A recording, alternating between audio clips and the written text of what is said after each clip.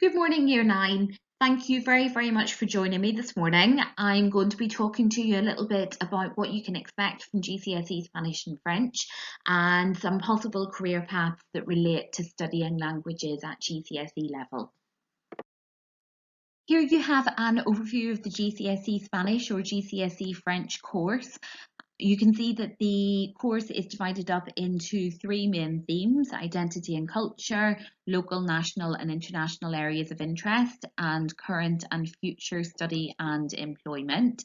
And each of these themes are divided into 4 further subtopics, which are studied over years 10 and 11.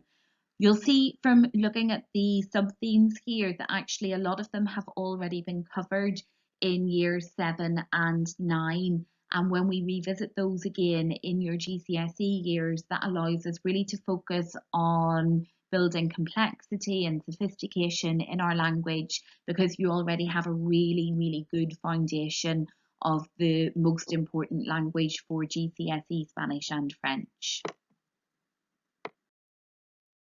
GCSE French and Spanish are both linear qualifications, which means that all assessment takes place at the end of your course in the summer of year 11. There are 4 papers in total, that is listening, speaking, reading and writing, and each of these papers is worth 25% of your total grade. For GCSE languages, there are 2 tiers for exams: foundation tier and higher tier. With foundation tier exams being a bit easier than higher tier and allowing students to achieve up to a grade 5, whereas the more challenging higher tier exams allow you to achieve up to a grade 9.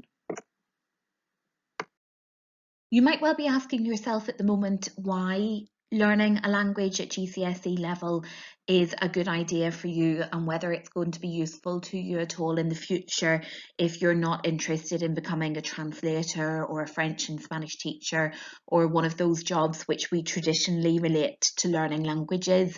But the truth is that being able to speak a second or even a third language is a really valuable skill, and it's really prized and sought after by many different industries, whatever you do in the future. These are just some of the businesses and organisations that I have found to be recruiting people with language skills recently, and you can see that there's a huge diversity in the kinds of work which value employees who can speak Spanish or French. These range from banking and finance, technology companies such as Apple, some high-end fashion brands such as Burberry and Balenciaga.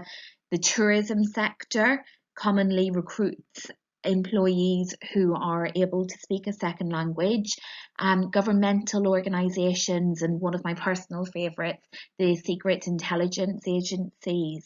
Some of the jobs within these companies as well are programming jobs, jobs related to ICT, etc. So there's a real diversity in the kinds of industries that really value and seek people with language skills. Thank you, Year 9, for listening. I'm sorry that we weren't able to do this in person, but if you do have any questions about GCSE Spanish or French, feel free to send me an email and I will get back to you, or speak to your French or Spanish teacher, Miss Horn, Miss McGorris or Mr. Rogers, and we will answer any questions at all that you might have. Thank you.